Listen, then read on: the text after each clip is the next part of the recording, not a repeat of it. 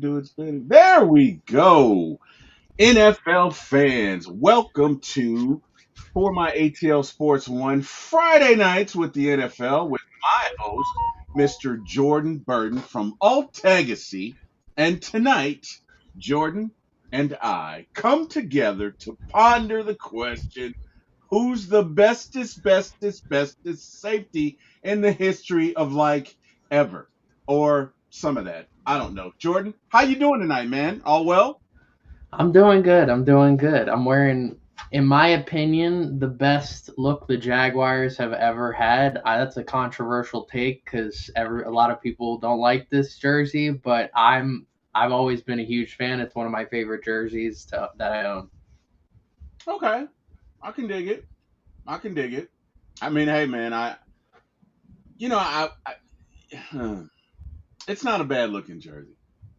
It's hard for me to shout out like other teams, not name the hmm Falcons, but it's not a bad looking jersey, Jordan. The So the two toned helmet that they had that was ridiculous, hideous. That I can't defend. yeah, that helmet was something, man. It was definitely something. It was what it was. I don't know, but it was something. But hey, man, couple of weeks ago, maybe 2 or 3 weeks ago, maybe we pondered. We did. What did we do? Best. What did we do? Best corners Corner. all time. Yeah, because what's his name was talking ish.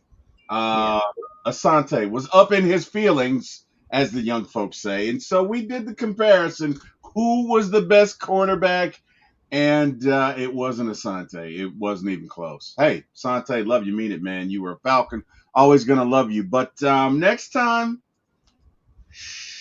might not want to do that, man. Might not want to do that.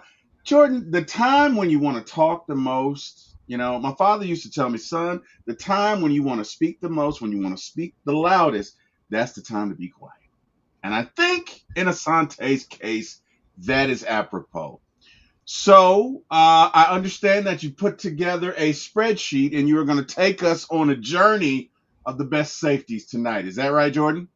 Yes, I am. I've ever since that day, I knew I needed to put a lot of work into this. I mean, we were planning to do this a couple weeks ago, but things happened, and we couldn't do it like last week or something like that. But uh, I knew I needed to figure out who was in the conversation. There were 60 total safeties that I looked at, whether that's by statistics, awards, rings, like anything to put them into this conversation. And ultimately, it was very close, but I'm pretty confident in this list. Well, hey, with an introduction like that, I mean, let's get after it, man. Yeah. Let's see. All right, so I do want to start off by saying this isn't. It, I wanted to do a top 10, but of course, all my lists aren't 10 players exactly. So it went to 13. That was kind of where we wanted to start things off. Um, uh, why don't we scroll down to the bottom and start at the bottom? We'll start Let's at start at the 13. bottom. Yeah, that would make sense. That Yeah. really would make sense. Give me one sec, Jordan, and I will set this up.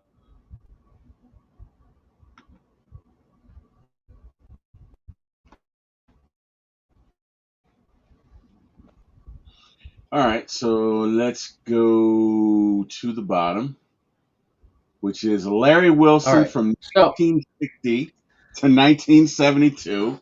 Tell us about Mr. Larry Wilson, sir. Let's get into it. So Larry's one of the best coverage safeties ever. I mean, as you can see, he was top two in three of the five categories that I looked at. I'm not going to repeat why I do each category the way it is, but it's a great way to define a player. I mean, we look at stats to prove someone's like worth. We look at how long they were playing in the league and how long they were good in the league. That's longevity to dominance ratio. Postseason success, only just how successful they were with the team awards, that's clear and obvious, and league leading stats. How many times did they lead in a specific stat over the course of their career? And that's leading the league, not only the league, but the position itself. So I had to look at who led all safeties and interceptions every single year. So um, it was time consuming, but honestly, it was well worth it. With Larry Wilson, like I said, he's one of the best coverage safeties ever. Zone coverage was ridiculous.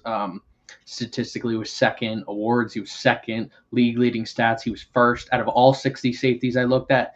And the main issue, longevity of dominance, he played quite a few years and had some successful years. That's being 17th is very good considering all the safeties ever. But postseason success, he never went to the playoffs. So that really hurts his resume. If you're looking at every player ever, that is going to be a killer for your resume. So yeah, he ended up coming in at 13th. I know it says overall 12th at 60, but I realized on Friday last week that I completely forgot league leading stats for passes deflected, which led to me adjusting my list a little bit. But yeah, Larry Wilson comes at 13. If he just won one ring, he'd probably be top 5. Okay.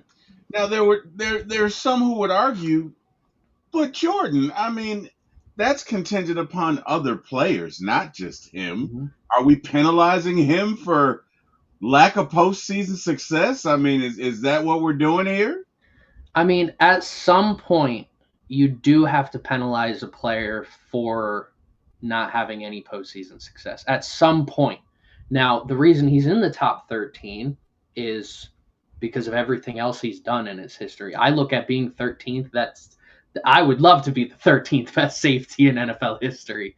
But at some point, when you're debating the greatest player at your position or just in general all time, you have to consider postseason success. Okay, fair enough. Number 12. Like I guess I'll introduce the guy. Number 12, Jack Christensen from 1951 to 1958. What you got, Jordan? So Jack Christensen is one of the most versatile players on this list. Um, I mean, postseason success. He was part of that Lions dynasty in the 50s that was playing up against the Browns, that the end of the year's Browns, when the Browns had, after they came over from the AAFC to the NFL, it was Browns and Lions every single year, kind of like Cavs and Warriors for a very long time. It was Lions and Browns for a very long time. And Jack Christensen is he's one of the best safeties of all time.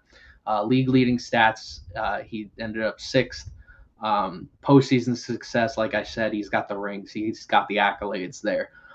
He did not play a very long time, and that's where he gets penalized. He only played 8 years. He was 42nd out of 60. And I'm pretty sure all 8 years I gave good years for him. So he was 8 for 8 in terms of his longevity to dominance, but he only played 8 years. If he played longer, I'm sure he's in the top 10. Awards 13th and statistically 13th. That's really good to be there. I don't think there's anything that really pushes him into this like greatest of all time conversation. And this tier of safeties, we'll get to a certain point where we like jump significantly from one safety to another.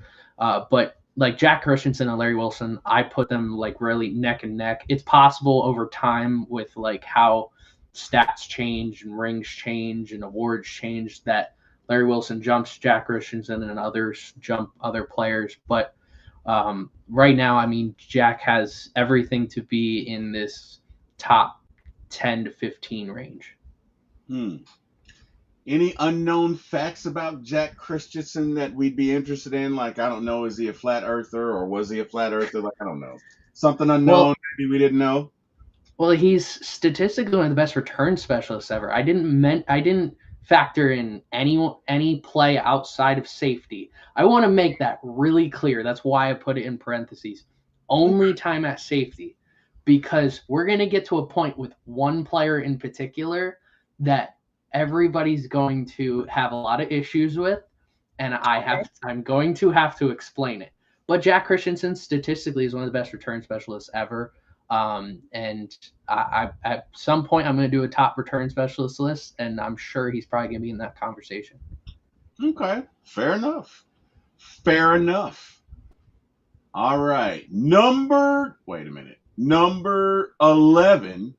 Number 11, Ken Houston from 1967 to 1980. And bonus points for his name because it sounds really cool. All right. What you got, Jordan?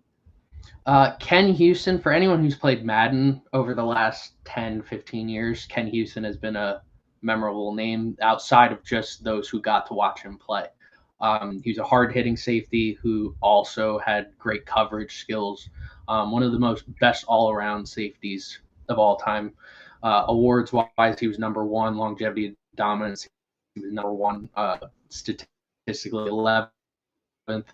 And league leading stats 17th. All those are really good, especially longevity and dominance. He played a very long time and had a lot of great years. I would say he played longest and had the best stretch of any player in NFL history in terms of how long he was just a good safety.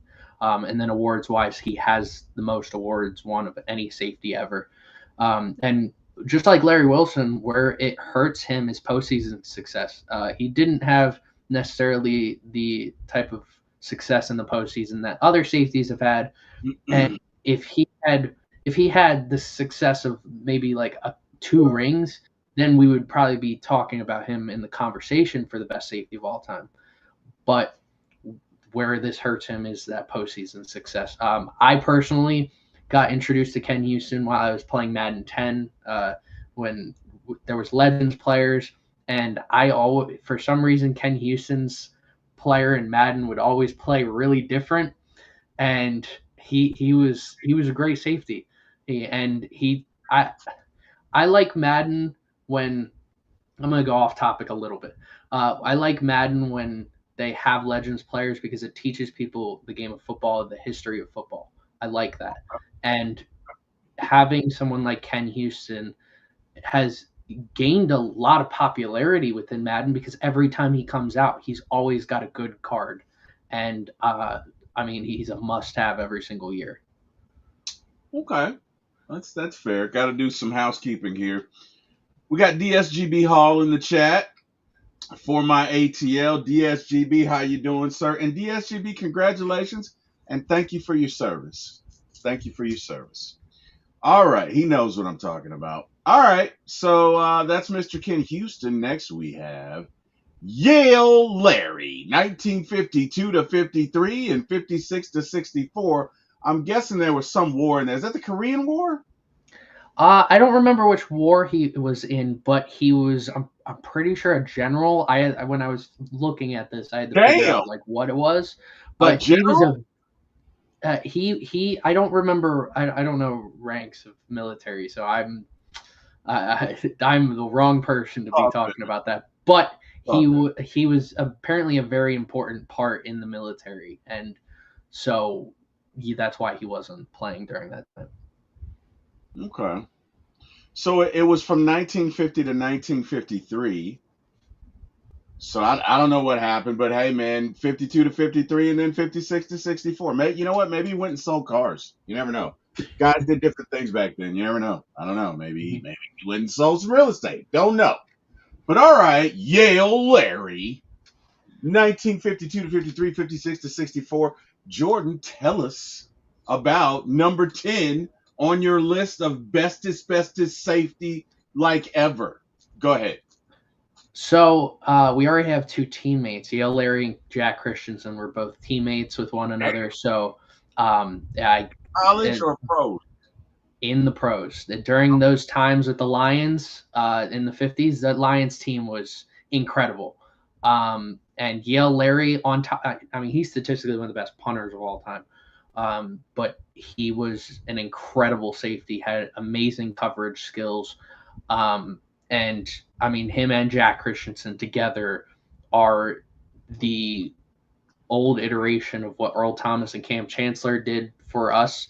I would argue that this is the best safety duo in NFL history, Damn. just based off what they were both able to accomplish with one another.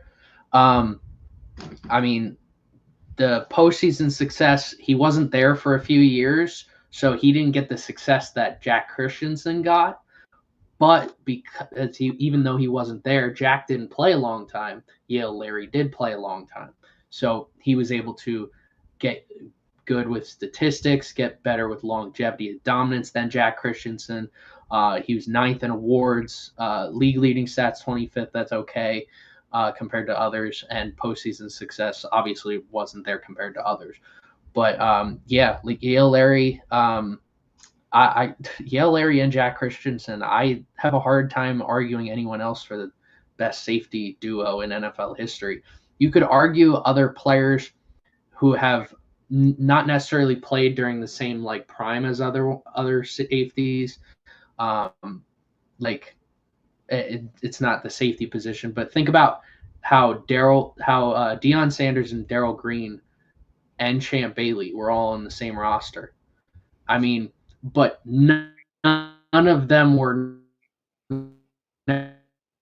necessarily in their prime yet. Champ Bailey had hit his prime. Green was at the end of their career. Sanders at the end of their career.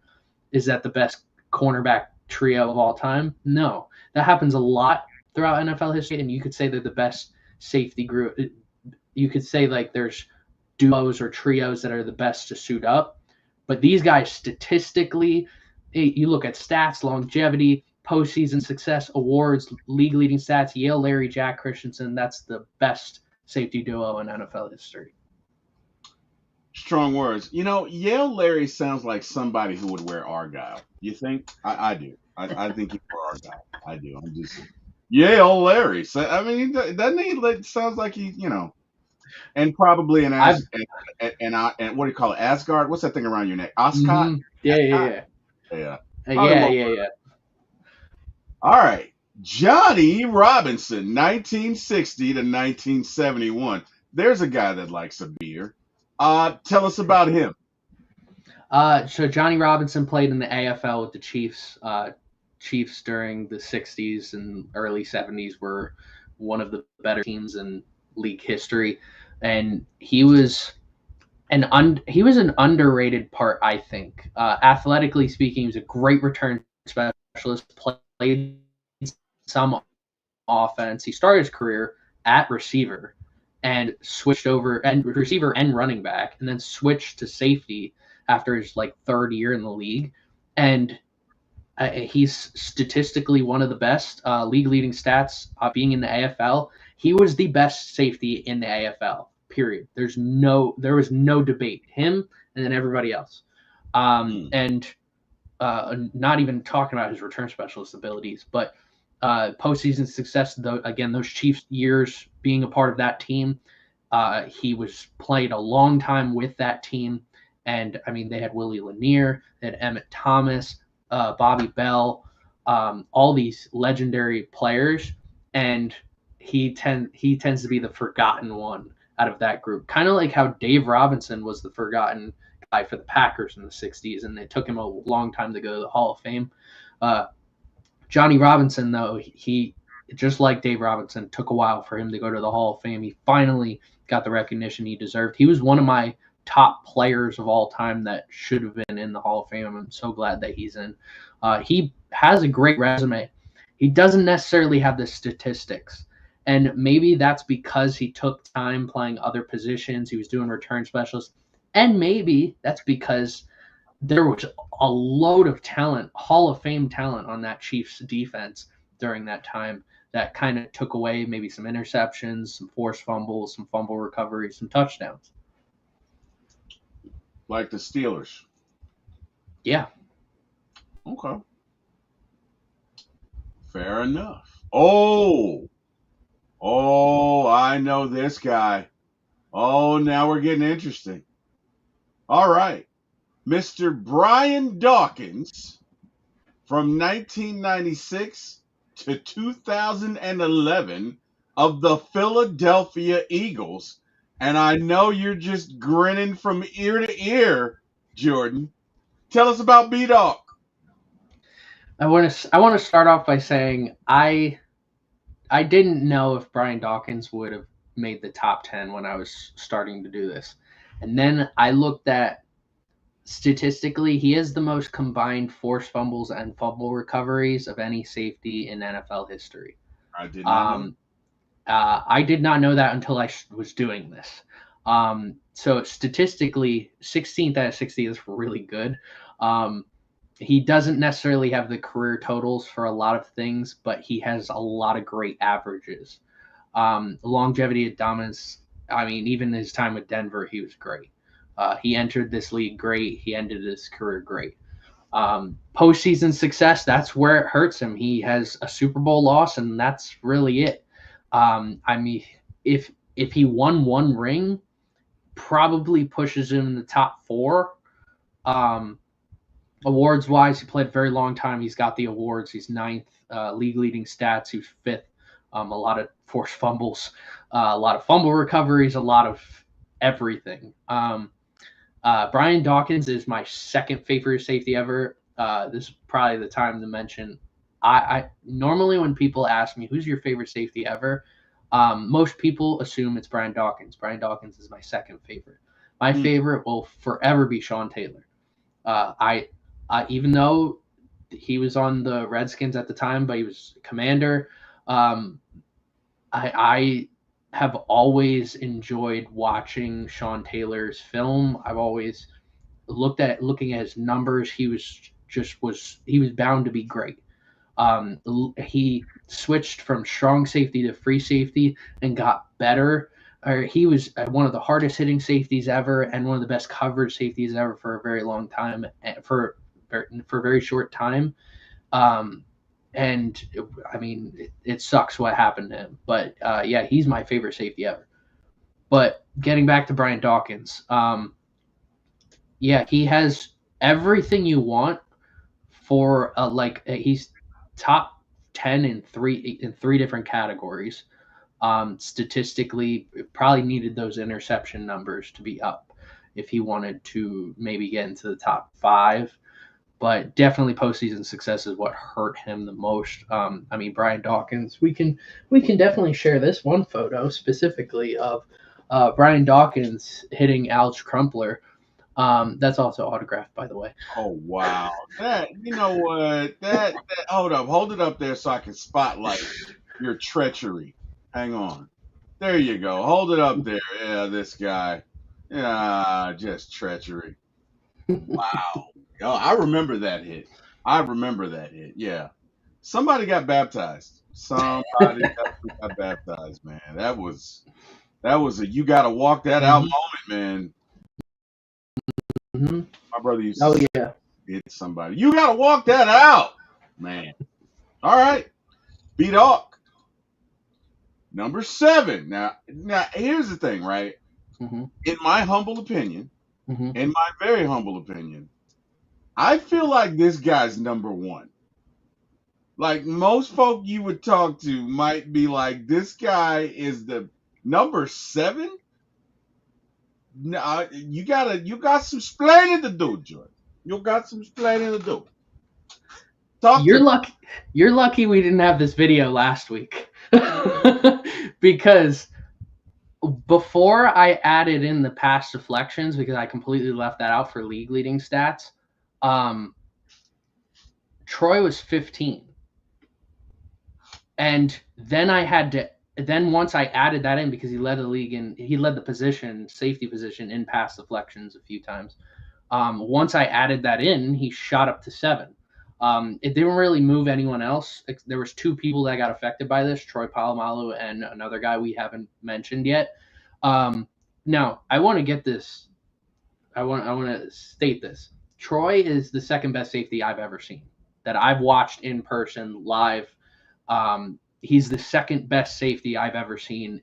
It's not a debate because there's such a large gap in between 2 and 3, and there's just such a large gap between 1 and 2. Um, uh, Troy got hurt by a lot of things. Now he's top 25 in everything, which is you're in good conversation. But he's only top 10 in one thing, and that's awards. He has the awards compared to other players. When you're talking about the greatest players of all time, when you get into the debate of okay, who's the best? Statistically, he's got the numbers he's got really good numbers, but there are 14 other better statistical safeties. With longevity of dominance, this one hurt him the most because of injuries. There are 22 other safeties that have played a longer amount of time or have been good for a longer period of time than Troy. Postseason success, he's got 2 Super Bowls and a Super Bowl loss. That's good. I mean, there's only 11 other safeties that I can say that are better. And then league leading stats, he didn't really have that many. I mean, the pass deflections was what really helped him out. So I think there was a combination of because he wasn't leading the league in stats, and because he was getting injured, it hurt 2 different categories at once. And yeah, in it at his peak, if we're talking about the peaks of these players, Troy's top 3. But looking at the overall career, I think there was a lot of factors why he wasn't even in the next tier. So as you can see, Troy is the best of that tier 4. We are at the end of this first tier that we've looked at. There are 4 different tiers. That's why I've 7 to 13. 7 to 13 are in a group of their own, and they could move around over time. But for any of those guys to jump into tier 3, there would have to be some sort of significant change. Well, let me tell you what I know. There was a game between the Ravens and the Steelers, and I think Ravens have it 4th down and something. And Troy comes up on the line of scrimmage, blows up the play, blows it up. The Steelers win the game. And after the game, you know how they have like an after game interview, and they're interviewing T Sizzle. And T Sizzle says, "Come on, man, that's Troy Polamalu. You have to know where he is. You have to know where he is." And there was so much angst and anger in his voice, like, how could you guys be so stupid to run that play when you see he's up on the line, audible to something else? To me, that's dominance. Like again, Troy could hit you. Troy could come up and blow up a play. Troy could intercept. Troy was the king of knocking the ball down. Like honestly, I don't know that I've ever heard of another player. And again, I could be wrong, Jordan. I could be wrong. But honestly, in the safeties that I have personally seen, Troy's the best. So I can't wait for 6 through 1.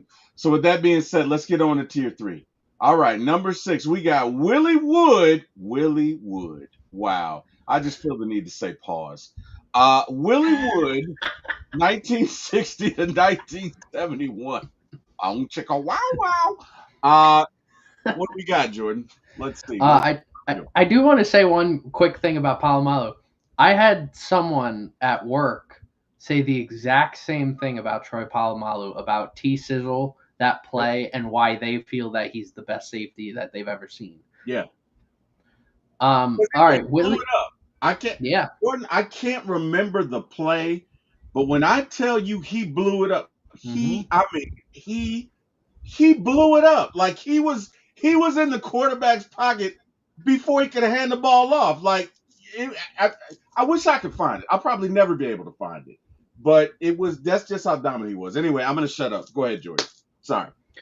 All right, Willie Wood. So there was a significant gap in between. I mean, if you scroll down just a little bit to Troy, Troy, as you can see, was 14th. So the way I did the ranking, it gave me a number of what the average is of all 5 categories, and that's how I got that 14.6 you see out of 60 for Okay. Troy. Okay. So anything that was 1 or more separated them in a different tier. So from here on out, you'll see 6 through 4. I'm pretty sure is in their own tier. So Willie Wood, he was one of the. I mean, he played for Lombardi's Packers in the '60s. He was actually. I mean, you could say he was trained by one specific safety that we'll get to later. But Willie Wood, I mean, he's sort of like Johnny Robinson, an underrated part of that defense for Lombardi's Packers. I mean, we talk about Herb Adderley, we talk about Willie Davis, we talk about Henry Jordan, Ray Nitschke, Dave Robinson, and Willie Wood is in that conversation. He's got the awards. He's #1 in postseason success. He had, what was it? I think he has 5 rings and one championship loss. So because he was a part of Lombardi's Packers the whole time. So he was #1 there. Longevity of dominance. He didn't have many bad years. So he was 8th. And those are the 3 categories with awards, postseason success, longevity that really made him. Where he kind of hurts and could have been higher if he was statistically better. So of the 60 safeties, he was in the bottom half, statistically speaking. A lot of his good numbers did come in during the postseason. And then league leading stats, that's being 17th out of 60 is still very good. All right. Willie Wood. I'm just saying, man. Pause. All right. I'm not even gonna crack that joke. All right. I gotta do some housekeeping. Charles Henderson, who was my cousin, Chucky, bruh, down here in Tuscaloosa with my Georgia Bulldog hat on. Folks been looking at me crazy, bro. Hey, that's all right, man. You represent them Bulldogs, Chucky. You represent them well, damn it. Chucky says, cuz. That's right. Chucky's like one of my favorite cousins. Chucky's fun. Chucky's fun. Whenever Chucky used to come visit, we'd always have fun, man. Always had fun. All right, so Paul Krause. Paul Krause. I need my detonators. What that dude's name? Krause? Krause. Yeah. All right, so 1964 to 1969. Yeah, let's get after it, man. He's #5 all time. What makes him so special, Jordan? Let's hear it. So, first, I want to say Paul Krause leads the whole league in interceptions for their career. Oh, wow. There's no player that you can name that has more interceptions than Paul Krause. But he played a very long time. This is where longevity to dominance ratio was 3rd. Only 2 other safeties were better, had more better years than Paul Krause. And being that he played a long time, he was able to rack up those interceptions. But it also didn't help him in terms of his statistics per year, per game. It didn't help. So he's statistically 10th, which is really good out of 60, but could have been better if he was able to, instead of spreading out all those interceptions, have a lot more better years and like extremely better years. And like the awards, 60s and 70s were big years for safeties. The majority of the safeties you'll see here are in the 60s. It was just a great time. You have Willie Wood, Johnny Robinson, Kenny Houston, Paul Krause. It was the tail end of Yale Larry's career.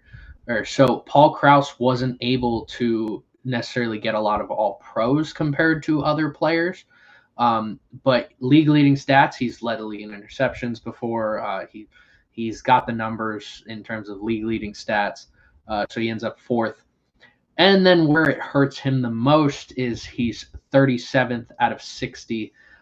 He does not have a single league championship ring to his resume. He lost a lot when he was with the Vikings, so he ends up 37th out of 60. I'm sure if he ended up with 2 rings, he's maybe has a debate for him being 1. So I mean, yeah, Paul Krause. I mean, his zone coverage. He is one of those players.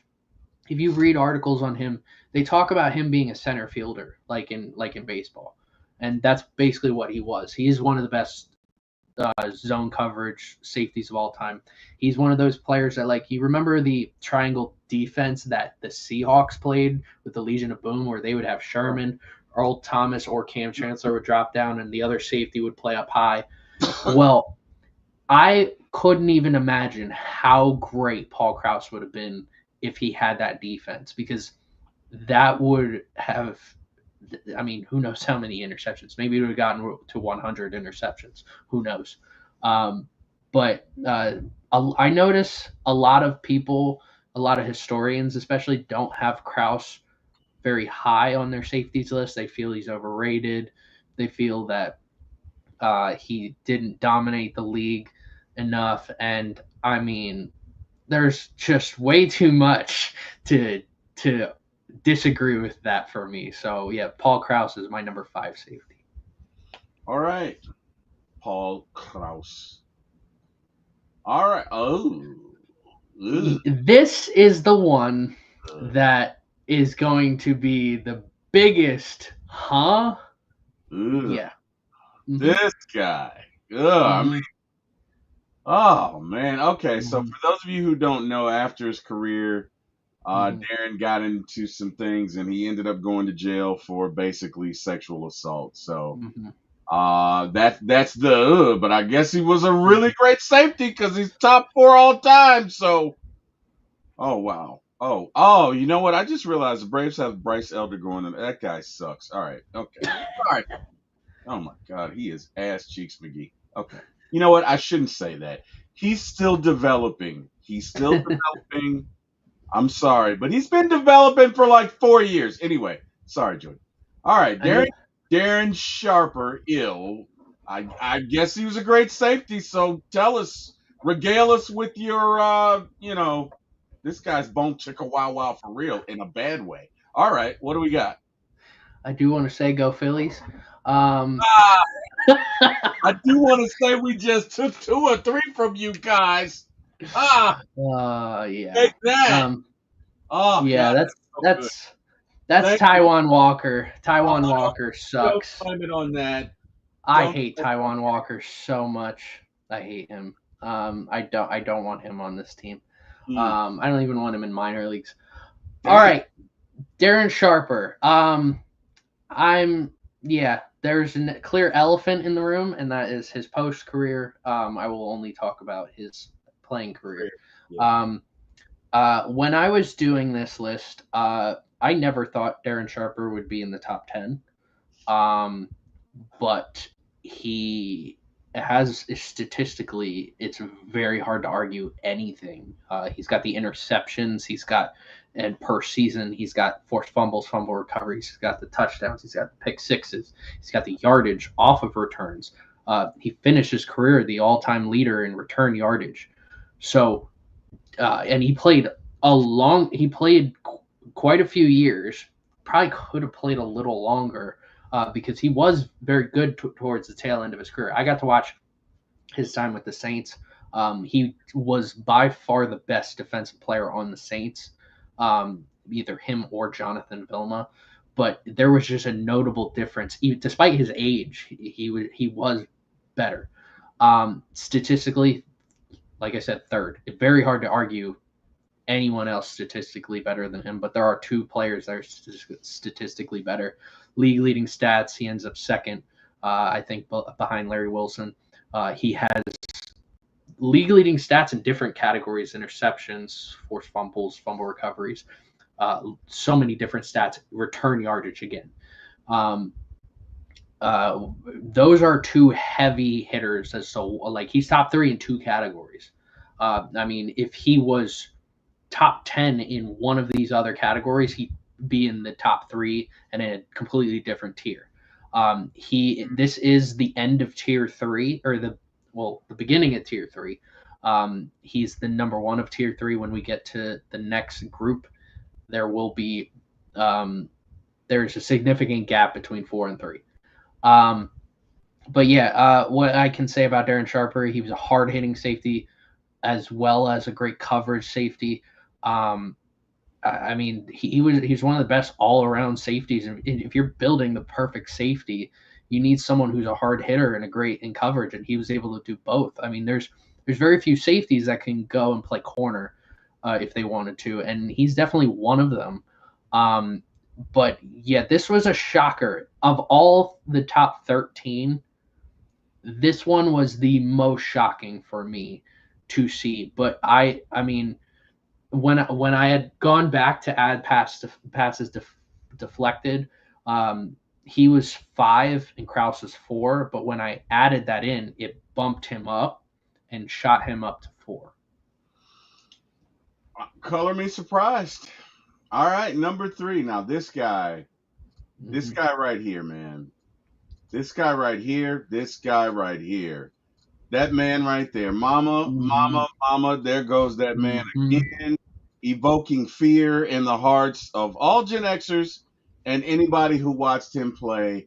This man would smack the bejesus out of you, literally. This man would hit you so hard that your soul would hurt and leave your body and come back and hurt again. This man would hit you so hard that when you got back home, there'd be like a 49ers imprint on your chest that went through the shoulder pads, through the journey, through the jersey, through your clothes, and actually imprinted onto your skin. This guy was so tough that he once cut off his own finger to finish a game. I'm not fighting somebody like that, Jordan. I'm not fighting him. He's probably 70 something years old. And you know what? If he comes into my house, yes, sir, Mr. Lott, what can I do? Would you like something? Absolutely, sir. You're right. You're right. I am bald headed and I need hair. Absolutely. Yes, sir. You're right. Anything else I can bring you, sir? No? All right. Welcome, Mr. Lott. This guy is a freaking stud and just an all out baller, man. Tell us about Ronnie Lott. Well, there's so much to talk about with Ronnie. I want to start off by saying for the last 15 years, I've had 2 safeties that have been my number 1 and number 2. This guy has always been my number 1 until now. With Ronnie, this is the part where I talk about only time at safety. His time at cornerback was so good that when I'm doing my top cornerbacks list, he's going to be in that conversation. Yeah, for 5 years he played corner, 5-6 years, and this is only his time at safety. So he ended up number 3. Now, he is the only player that I looked at where I factored in also their play at cornerback afterwards to see, okay, what would this list look like if I did factor in Ronnie Lott's stats at corner? He's clearly number 1. Ronnie Lott is the best defensive back of all time. I want to.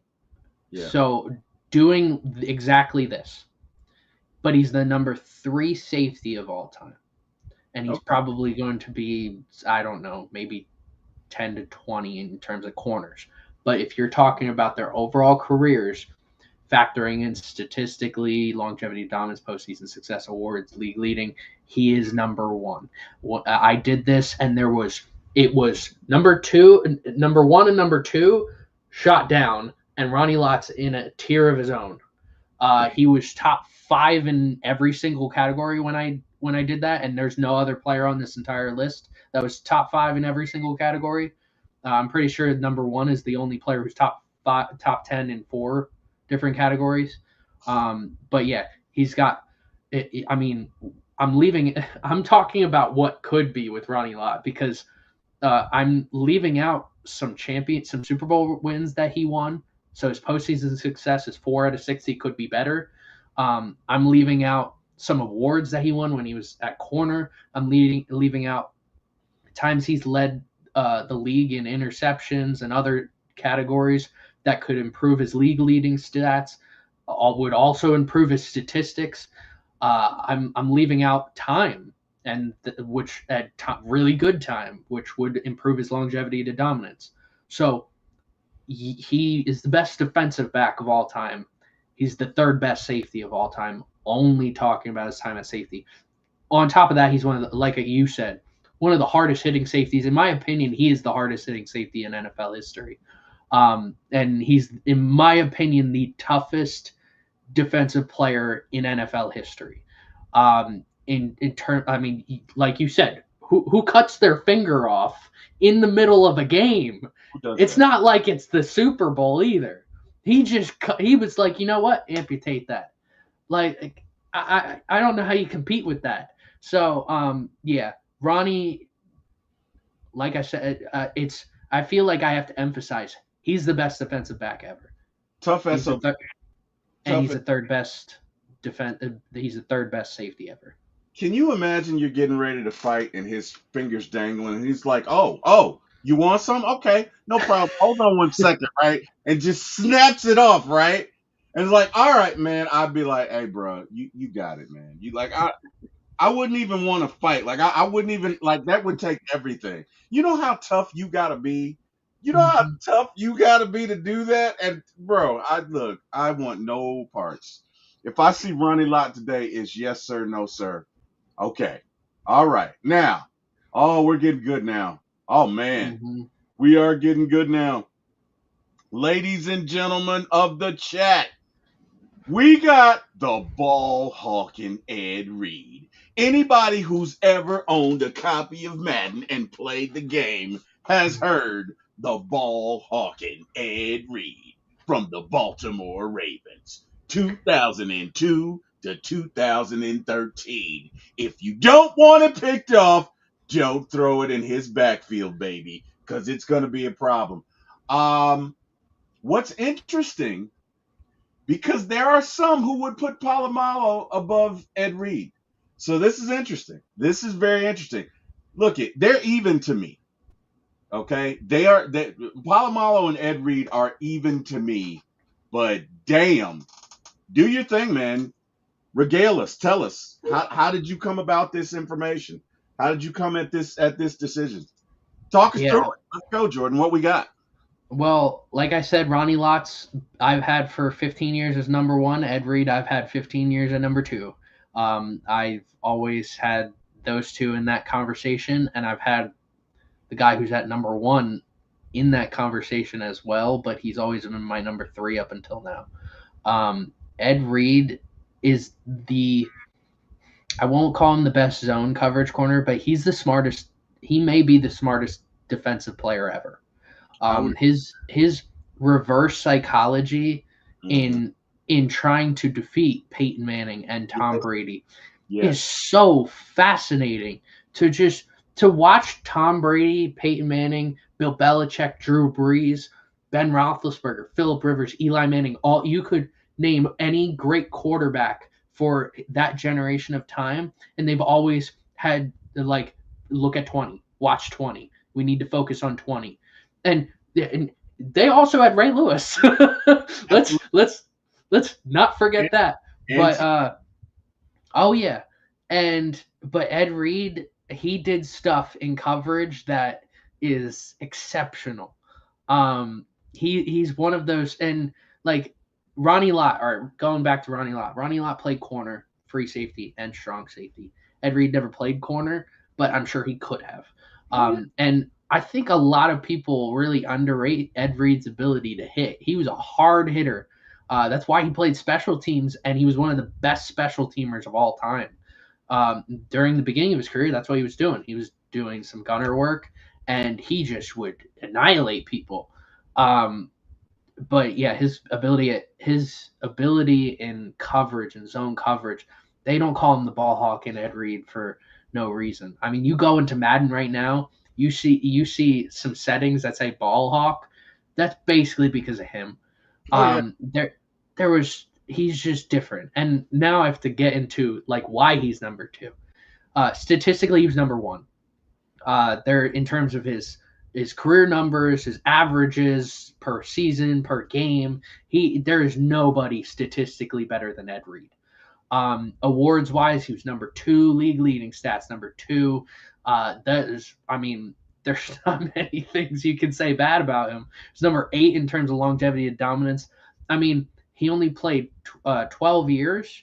Mm-hmm. Compared to others, if he played maybe a couple more years, I don't know. I think he got a rough set of teams that he played for during the end of his career. He went and signed with the Texans, really didn't work out. Then he went and signed with the Jets, which I think he was doing pretty well with the Jets, but the Jets weren't doing pretty well, so it kind of threw him off. I think if he went to a different team that was playing well, he could have been in a star for a couple more years. So longevity to dominance, he's 8. And postseason success, he's 30 out of 60. He's at the halfway point. He's got a Super Bowl win to his resume. He's got a few playoff games too, a couple conference championship losses. So think about Ed Reed's postseason success as the average for all the safeties that I looked at. Okay. Having just one Super Bowl win. So that means there were 29 more safeties that had more postseason success, and there were 30 other safeties that had worse postseason success. So that's a pretty good average. I'm sure if he had maybe the postseason success of Willie Wood, he'd be number one, and it probably wouldn't even be a debate. But yeah, Ed Reed, we could talk for hours about him. I loved watching him play. Let me tell you something. I think Belichick is talking about a play either I think it was against Peyton Manning, and I think it's a 9 route to Reggie Wayne, or it could have been an up and out. But either way, Reggie Wayne's rolling up the sideline. Ed Reed fakes like he's going to the post in the middle of the end zone, spins around, and so Peyton is going off the first read, right? So Peyton pump fakes, Ed goes with it. He doesn't run over, but he turns that way, spins around with his back to Peyton, runs over to Reggie Wayne, and picked the ball off. I've never seen anything like that in my life. So as far as coverage is concerned, the best to ever do it. I did not know he was that hard of a hitter, but I mean, he played for the Ravens, so it makes sense. But just man, again, I can't wait to see who number one is. So without further ado, drum roll, Emlyn Tunnel. Now that I wasn't aware of who he is, but if he's better than Ed Reed and Troy Polamalu, hey man, you got to talk about it. Tell us about Emlyn and what's so special about this young man. Or, well, he's probably no longer with us, but what's so special about him? So Emlyn Tunnell, he has passed, but Emlyn Tunnell was probably the first great pure safety. He was also a great return specialist, but that's a different conversation. Emlyn Tunnell has been my number 3, set in stone for 15 years behind Ronnie Lott, Ed Reed. With Emlyn Tunnell, as you can see, he was. It says overall 1 out of 60, but he was 6.8 out of 60, and Ed Reed was scroll down just a little bit. So Emlyn Tunnell was 6.8 out of 60, and Ed Reed was 8.6 out of 60. So it separated and put Emlyn Tunnell in a tier of his own. Statistically, he was 7th out of 60. He's top 10 in every single category except the one, and he was 12th in league leading stats. He didn't have. I think he had like 1 or 2 not good years in his entire career. He played for the Giants during the 40s and 50s under the famous regime of Pat Sherman, Vince Lombardi, Tom Landry. Those 50s Giants had probably the greatest coaching staff ever. And Emlyn Tunnell was the cornerstone of the Giants. He was the best Giant until Lawrence Taylor. He's got the postseason success during that time with that coaching staff. He obviously won quite a bit. He's got all the awards. I mean, he has everything to his resume. And I mean, if the best thing I can ask of anyone is I want you to go watch film on him and tell me he doesn't look like Ed Reed, because he looked like Ed Reed before Ed Reed. And he was just so much faster than everybody else on the field. I believe he was the first Giant to have his number retired, or he was the first pure safety to go to the Hall of Fame. And I mean, there was nobody really in the conversation before Emlyn Tunnell. We've mentioned this before in other videos. There was Sammy Baugh, which I did look at Sammy Baugh and whether he would be in this conversation. He ended up being 25th out of 60, which is really good considering I had him in my top 10 quarterbacks of all time. Yeah, Tunnell, he was a good hitter, but he was really good in coverage. There's some plays where you'll watch Otto Graham, you'll watch Johnny Unitas, you'll watch all these great Bobby Lane, all these great quarterbacks of his time, Norman Brocklin, and he's just making them look silly. He's making some of the greatest quarterbacks of all time look silly. And then towards the end of his career, he went to Green Bay. Vince Lombardi brought him over from the Giants when Lombardi went to the Packers. He didn't win a championship with the Packers. He did go to one, but lost to my Philadelphia Eagles in 1960. But yeah, Emlyn Tunnell, he's second all time in interceptions. There's so much that he's one of those players I want people to do research on him because he's such an incredible player to watch. He's one of those players that stand out from that time frame. Kind of like looking at videos of Night Train Lane where he just decapitates people. Emlyn Tunnell was the reverse of that. He would be everywhere on the field. What we just talked about with Ed Reed and his zone coverage ability, he was doing in 50 years earlier. Well, I mean, I'm going to have to go back and watch film on him. I definitely learned something tonight. I did not know about Emlyn Tunnell, so I definitely got to go check him out, man. I definitely got to go check him out. So look it. You put a lot of effort into this. And what most people don't know about you is you're like 20 plus years younger than me, maybe even 30. So how did you learn all of this? Like what, man? Like how did you become this aficionado on everything NFL? Like your knowledge is ridiculous. Talk us through that, man. Like what the hell? How did this happen? Well, I wasn't a big football fan until like 4th grade. I would say it was a little later than most people, because most of my friends at the time were like already big into football. They were playing Pee Wee football, and I wanted to do. We were asked to do a project in 4th grade, and I didn't know what to do. My teacher just said, do a project on something. And I'm like, I don't know what I'm going to do a project on. And I was like, all right, I'll do one on sports. Well, sports is a very broad category. So I want to remind people, I'm a big Marvel fan. So when I was little and growing up, I was nerding out not about sports like I am now, but about like comic books and I was collecting Pokemon cards. I'm a nerd in other aspects. So hey man, nerds rule the world, okay? Age of the geek, baby. Age of the geek. Oh yeah. Oh yeah. All right. Yeah, in fourth grade, I did a project and I was like, all right, I'll do sports. And then I did more research and I was like, all right, I have to pick a specific sport.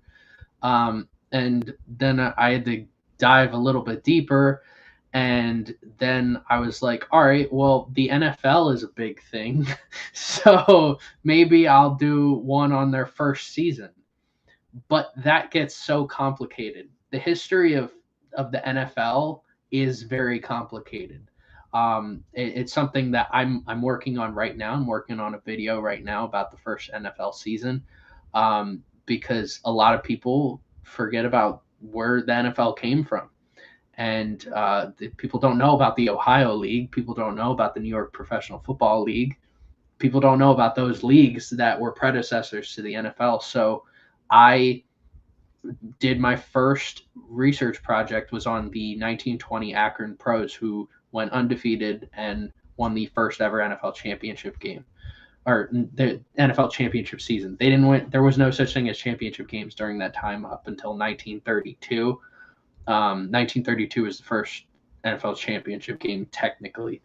Um, yeah, since then it's kind of been like, okay, going from point A to point B. At that time, I was getting into Madden 11, and I was playing Madden 11 a lot. I didn't know any of these players, but during this time, I was doing this research project on the 1920 NFL season and playing Madden of current players, and I was trying to find a way to puzzle all of that missing time together. And I've done a lot of research over the years.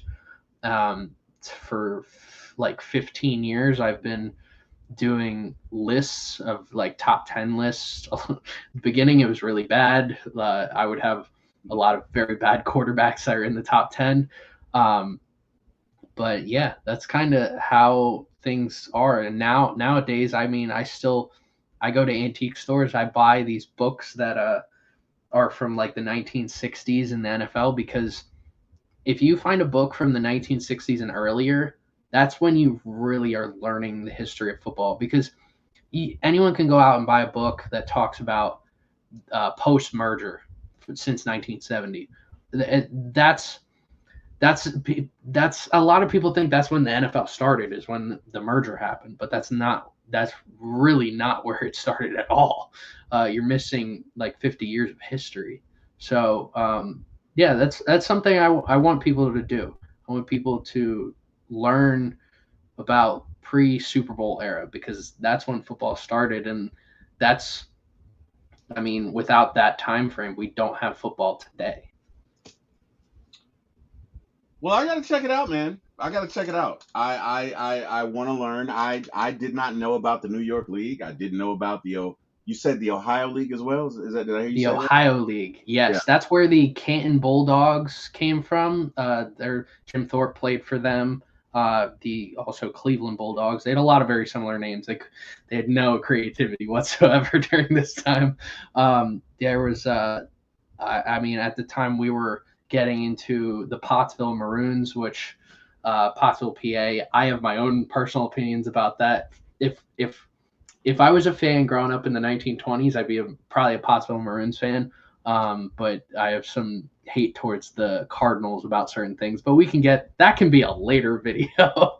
um, but yeah, there's a lot of great football that came from the Ohio League and the New York Pro Football League, and those big teams from those leagues. This isn't like an unofficial league, uh, but those teams got together and um, went into a Canton, Ohio car dealership and discussed the plans for a professional football league, which they called the American Professional Football Association, which got later changed to the National Football League. America. Well, hey, man. I tell you what. The only thing left to do now, um, is to put you in a very precarious situation. So, for those of you who don't know, um, Jordan is a Saints fan and an Eagles fan. But today he's going to play GM for the Falcons because That's just how we do it on this show. And because I want to put him in a situation of awkwardness because it's always fun. Because he was talking shit the other day when he was like 28-3 and he added a little Tom Brady jersey. Oh, you thought I forgot? You thought I forgot? Well, I didn't. I didn't. And damn you, don't you put that ad on. Anyway. All right. We are going to get into it, sir. You are the GM of the Falcons. And why does this damn video keep popping up? Why are you bugging me? I just skipped you. All right. We're going to start. Bam. All right. We're at 15. I'm not taking this. Look, if I'm Terry Fontenot, I got to keep my job this year. So I'm rejecting that. Yeah, 5th round. I'm rejecting that too. They can get the finger. And yeah, they can get the finger too. That's all 2026. So let's look at who we got here, right? We got Armand Mimbo, but we are not taking. Let me tell you something. We are not taking an offensive player in the first round, as I will flip every table in my home. Okay, and my wife will not be happy. So we're not going to do that. We got Mikael Williams, edge rusher out of Georgia. We got Mike Green, edge rusher out of Marshall. We got Jihad Campbell, linebacker out of Alabama. We got Colston Love. And I'm not taking a tight end, man.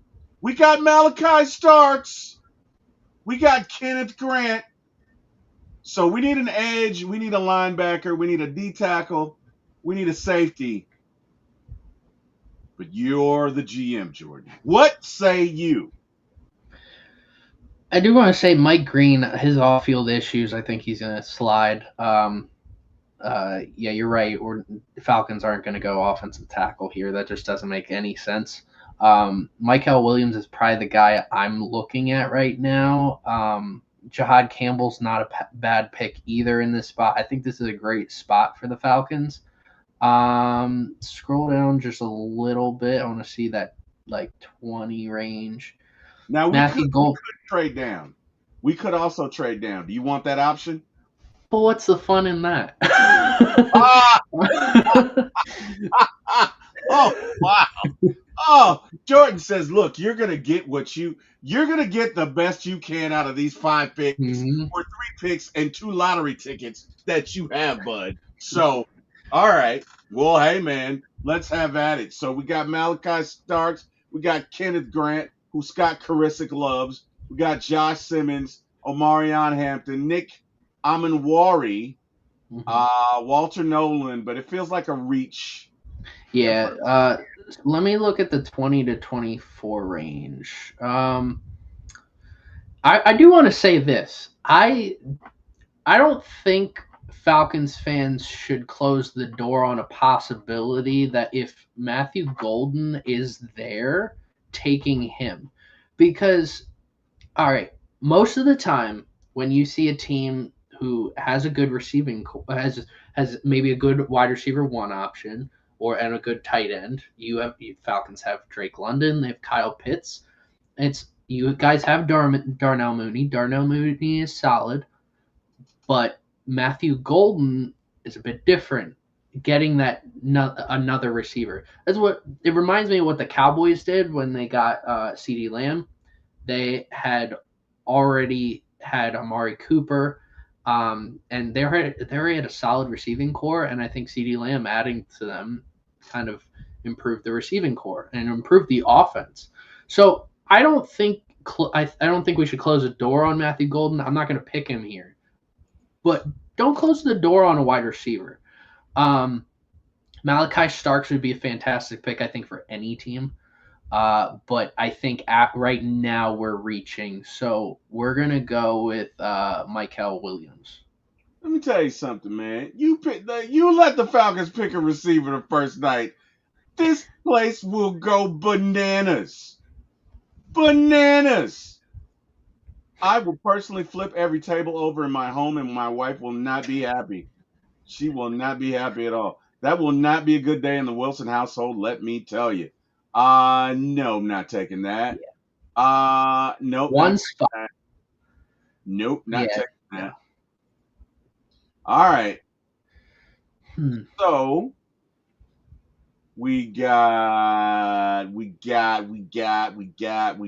so we got an edge. Hmm. Let's look at defensive linemen. Yeah. Ew. Yeah. Uh, Defensive linemen. I mean, we're doing it right now. All of our administrators over at Ultegacy, we're doing our yearly mock draft, and we're getting to the point now that like after like Mason Graham, there's really not that much depth at interior defensive line. yeah. All right. So let's go. Let's look at edge again. See I what we. really like JT Tuimoilau. I mean, he's when he's on the field, and I think in the right defense, he could be really good. I don't like any team doubling up at the same position in the first 2 rounds. So I doubt if you guys go edge in the first round, I doubt you guys go edge in the next. All right. Let's look at safety. Xavier Mm, Watts out of Notre Dame. Andrew Makuba feels like a reach there. Kevin yeah. Winston Jr., Billy I will Bowman. say Kevin Winston Jr. For some reason, a lot of teams really like him now. Now I got to watch Kevin Winston Jr. He didn't play this year because of an injury.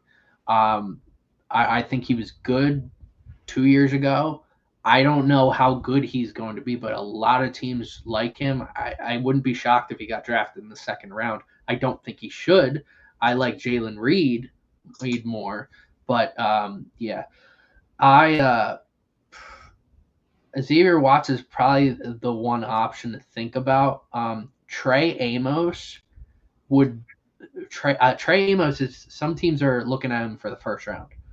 Um, I think that would be a good pick here. Let me Let's see do it. interior. Let me All see interior offensive line. Yeah. right. Um, yeah, this isn't good either. All right. Yeah, let's just go. Let's go back to corner. Let's go Amos. I think at that pick, that's a great value pick right there. A lot of teams really like him. I wouldn't be if he got drafted late first round. I wouldn't be shocked. All right. Uh, and I tell you what else I'm gonna do.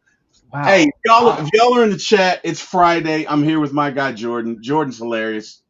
We're gonna have some fun. So I'm gonna drop the link in the chat. You guys want to hop in here and make picks? Let's go. So I don't do this often, but tonight we're going for it, buddy. There's the link in the chat. Enter at your own risk. All right, so we're third pick here. We're looking at cornerback. Let's look at all. Um. So nope, not looking at Kyle. I've heard good things about Charles. Charles Grant. I've heard good things. Yeah, that's someone to keep in mind. Yeah, Charles Grant's probably Ty Robinson's there, Chris Paul's there. Um, no, Charles Grant's probably again a great value pick and a need. I mean that would be a great pick there at 118. Let's do Charles Grant. Let's do it. Bam. A plus, A plus, A plus. Man, look at Jordan out here. Oh wow. Okay. Might have to hire him for the Falcons. That would be something. Would you dry heave, Jordan? Would you be sick every time you went to work? I mean, like, that would There's have to only one. be. There's one team. Or there's two teams. Three. Three teams I would be sick of if I worked for them. Number one is Ohio State Buckeyes. If they ever hired me, I'd say no. Number two, Dallas Cowboys. I'd be dry heaving every single day. And number three, the New York Yankees. I would Wow. rather work anywhere else. I hear that, brother. I hear that. All right, we're at pick 218. Right. Let's see. We got. Let's see linebacker real quick. All I'm right. thinking about one name in particular if he's still there. Higgins, Shamar mm, James, Sean Dolak, Ooh, Kareem. Sean Dolak. So Sean Dolak, I read a report this morning, had a fantastic workout with the Bills. Apparently the Bills loved him and he was amazing. So that's a name to keep an eye on for everybody at home. All right. Um, but right now linebackers not really. We're at 218. Jay Higgins is there.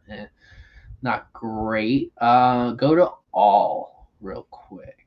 Let's see. Antoine Ryland. Scroll down a little. Caleb Brainsaw, Pat Bryant.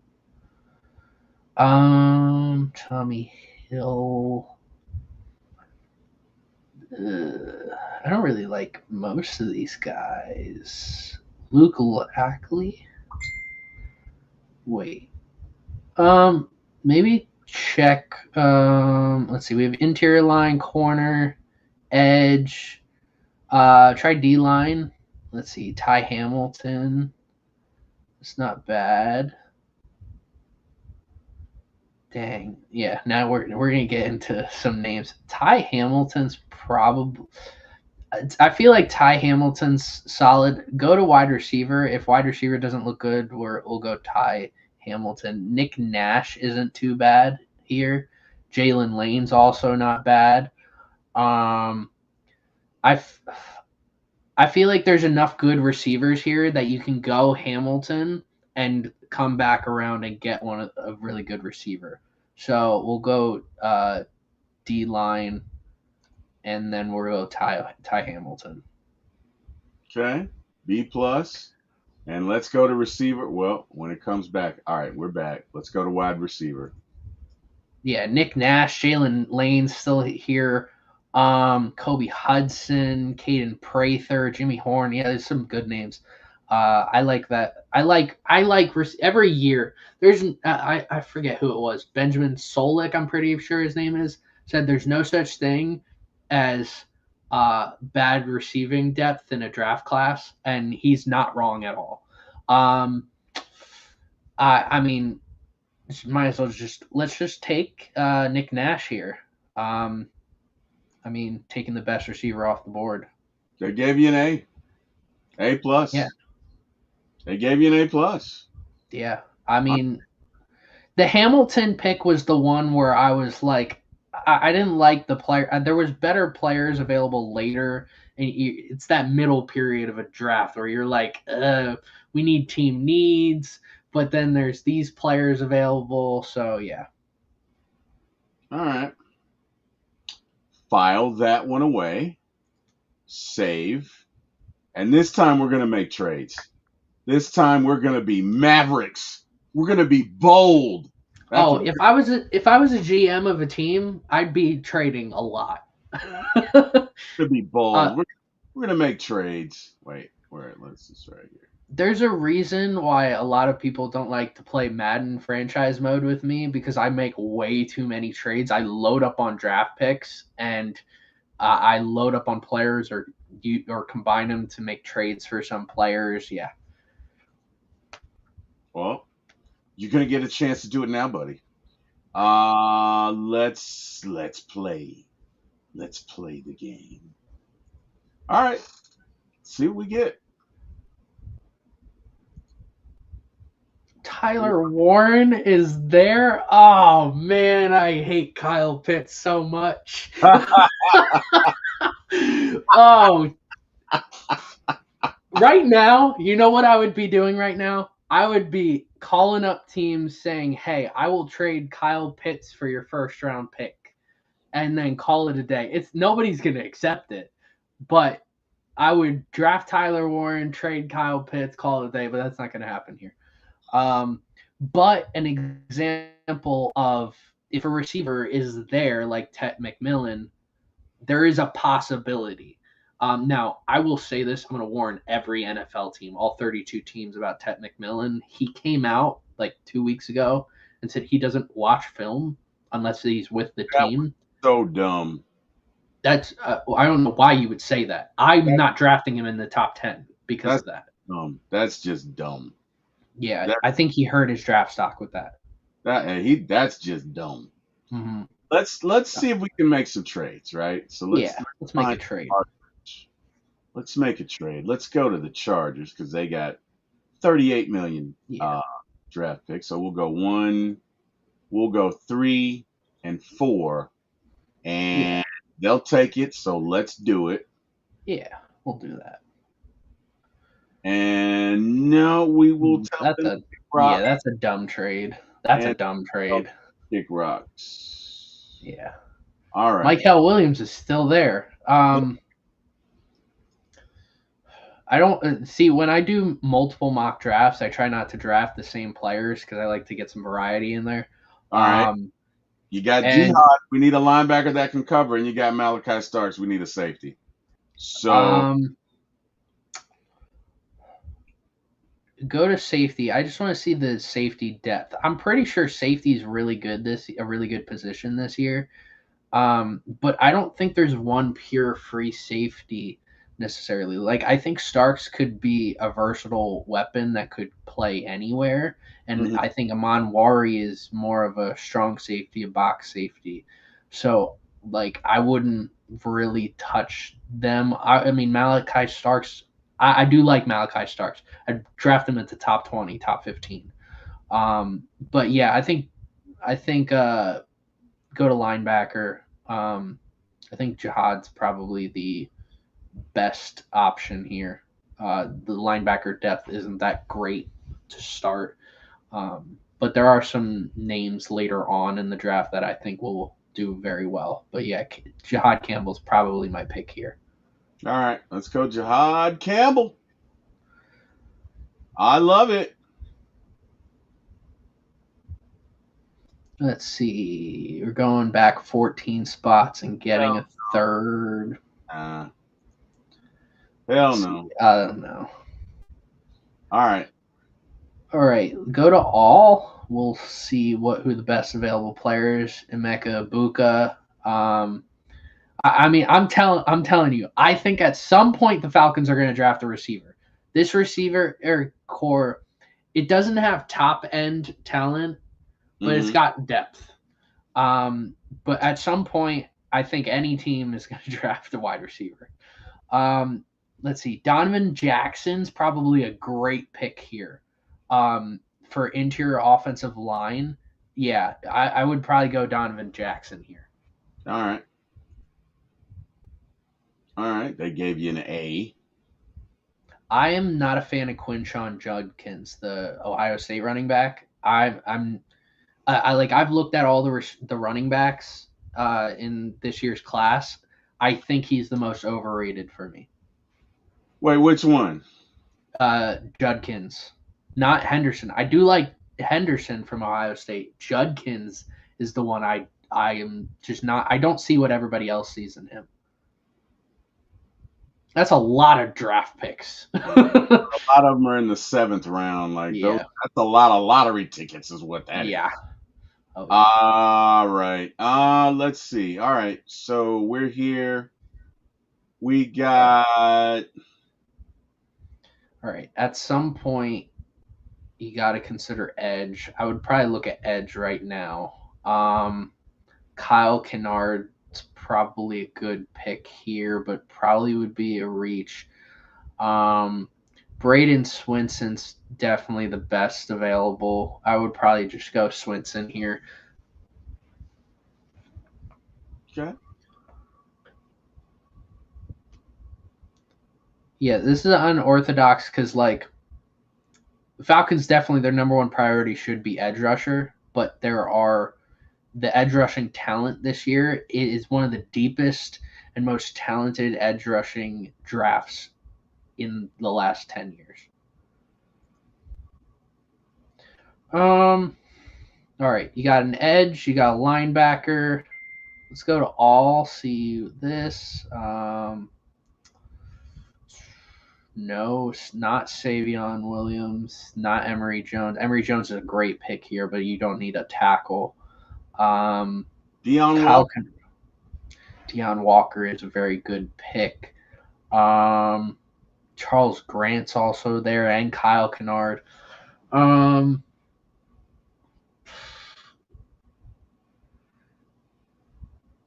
um,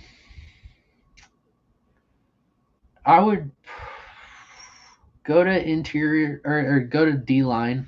I keep seeing D line and thinking interior defensive line.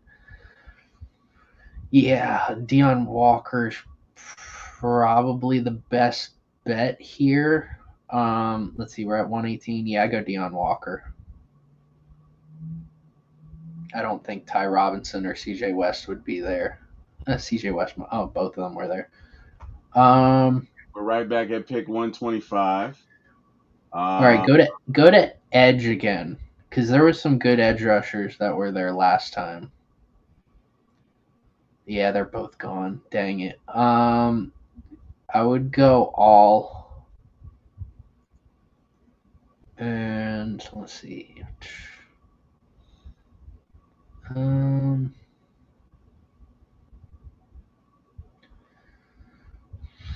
Charles Grant's still there. I feel like Charles, like at that point, Charles Grant is there. You might as well draft him. You got an interior offensive line, but you can never have too many offensive linemen. I would just go Charles Grant here. I think that's a great pick at 125.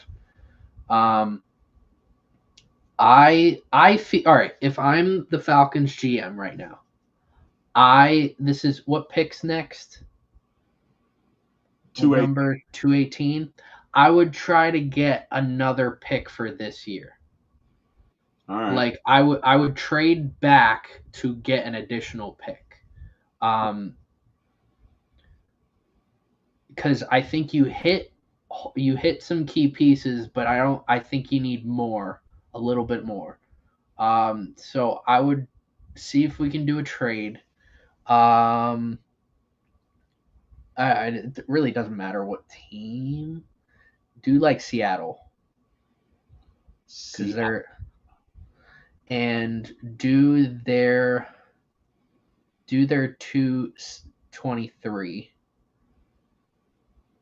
223. 223.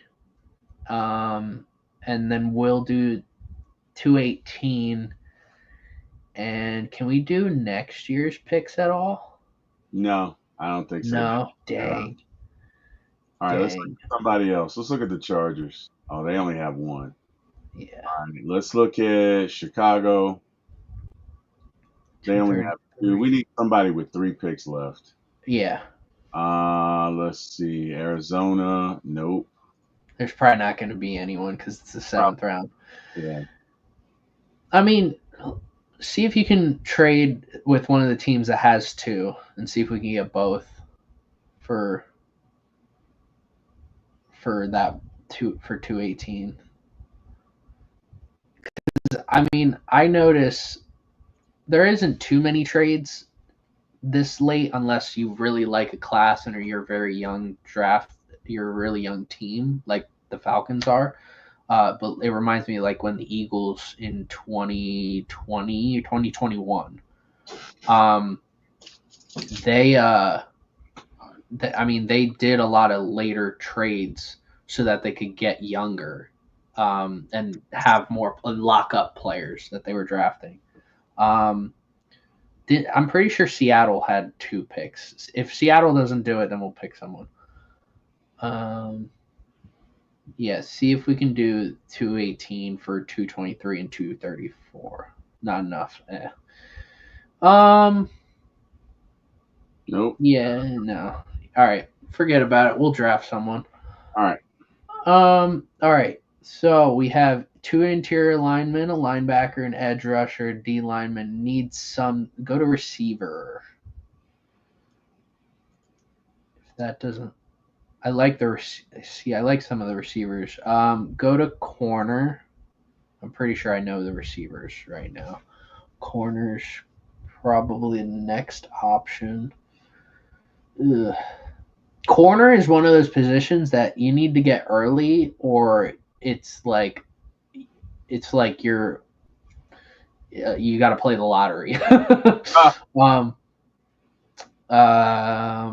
Go to safety. I love this year's safety class in terms of the depth.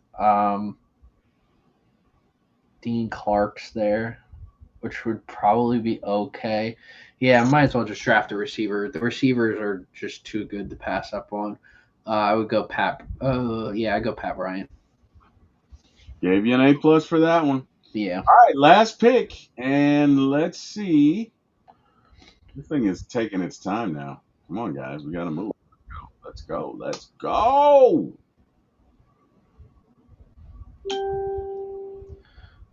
All right, kicker. We're gonna look at the kickers. I'm gonna teach you a little bit about the kickers. Did we sign a kicker? Oh man, it's 7th round. I don't care, man. What you got? What you got? All right. Let's see. Scroll down a little. I'm looking for one name in particular. Where is he? I don't see him. Who am I thinking of? Maybe it's the kicker from Miami that I'm thinking of. Andreas I don't know how to pronounce his name. Baragalus. I'm thinking about. I don't remember what kicker I'm thinking of. Maybe he's not there, or maybe he's at punter. Sometimes the kickers and punters go like hand in hand. Like I know, like when Matt Ariza's kicked before.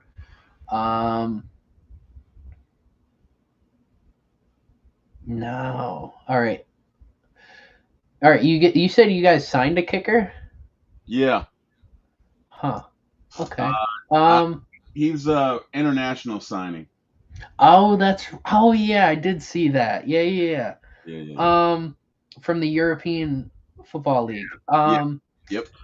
Go to all, and this late you might as well go with one of the best available players, Jordan James. Really, I remember when Jordan James had like all this like energy around him.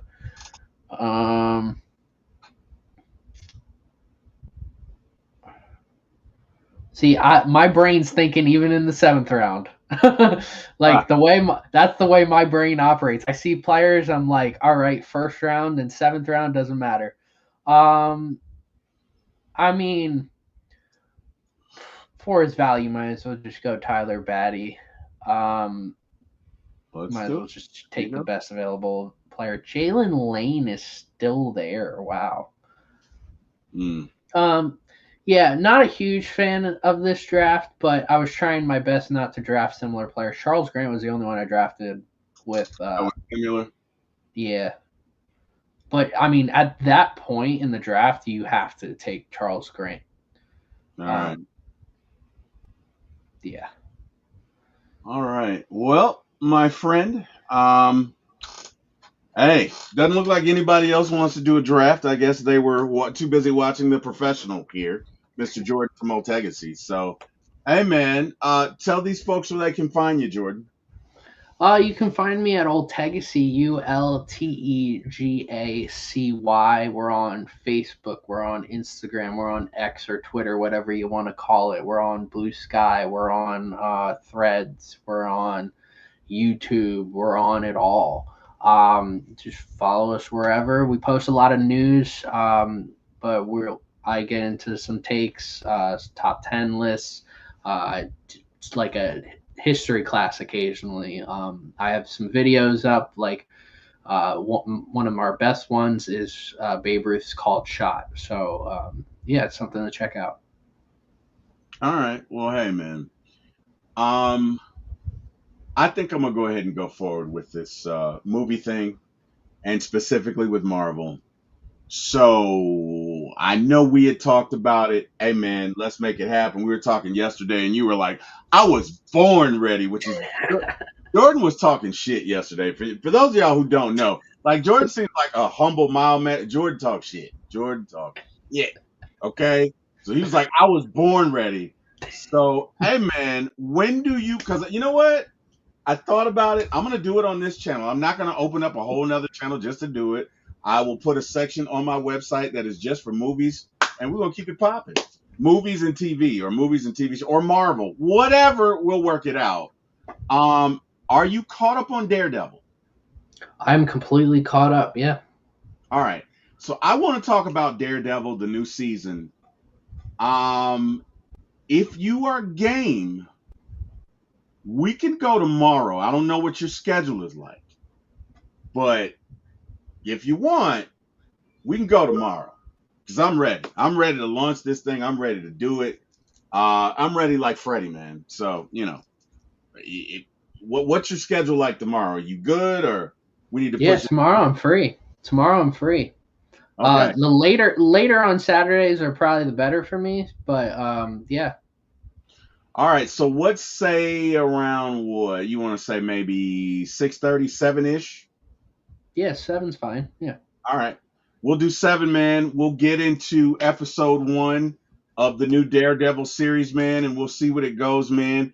Very excited to talk Marvel with you. We've been talking about this for Hmm. damn near 6 months. So, I finally just made up my mind the other day because I kept waffling back and forth. Well, maybe I need a new StreamYard, and and I'm like, you know what? I'm not going to do that because Debo Vibes does food on his channel. You know what I Hmm. mean? He's a big foodie. Yeah, So yeah. damn it, you can do sports and Marvel, whatever. That's what I'm gonna do. MW, the franchise player, says Daredevil has been decent so far. It was good. Episode 7 was really good. I haven't caught episode 8, so I got to catch that. We got to catch up on some chat business. So A1 Forever says, "What's up, guys?" MW franchise player, what's going on, fellas? Antonio says, "What's good, T Will?" Hey, Antonio, I got that thing on me. Go defensive tackle. MW franchise is not mad at that. Miss Carey says, "Hey, T. Will and Jordan, hope y'all are doing well. Sorry I'm late to the show. Please hit the like button, everyone. Please do." And yeah, and I said, "Hey, Carey." MW franchise player says Daredevil has been decent so far. So, hey, man, to all of you who joined us in this chat, we cannot thank you enough. We appreciate it. Jordan, as always, man, we appreciate the knowledge. We appreciate the wisdom. And we're just gonna keep coming and keep bringing it back every Friday, man. Yeah, man, that should be good. But yeah, tomorrow, let's get into it. Daredevil, 7 o'clock. I'll go ahead and probably send out the invite tonight. And yeah, man, let's see where it goes. Again, those of you in the chat who joined us, cannot thank you enough. Appreciate that. Could have been anywhere in the world. You chose to be with us. We definitely appreciate it. Last but not least, hey, I want to thank God for being here, waking me up. Thank you, Jesus. And I want to thank Mr. Eric Parker, my brother, my actual blood brother, and Mr. Jack Spade, my brother from another, for giving me my start in this business. Please like, share, and subscribe, and go to For My ATL Sports One. Again, that is For My ATL Sports One. Or you can just drop the link down there. Grab the link, go to it, like, share, subscribe, tell your friends so we can come back and grow in the algorithm. Jordan, this was fun. Go NFL. Go Falcons. That's right. I said it, Jordan. And we'll be back tomorrow to talk Marvel. You guys have a great evening. Good night, everybody.